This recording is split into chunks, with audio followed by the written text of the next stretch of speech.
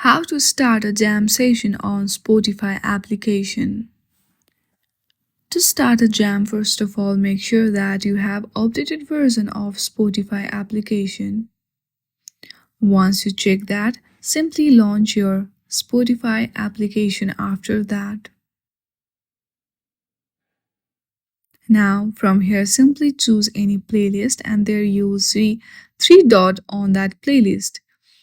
If you hit on that, then a pop-up will be appear where you can see a lot of options. Among them, you will see Start a Jam Session option 2. If it is not available in your Spotify, that means that is not available in your country.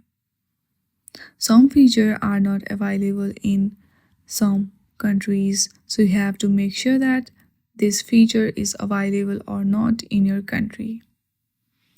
I hope you like this video. If you like this video, then please do not forget to like and subscribe to our channel. Thank you for watching.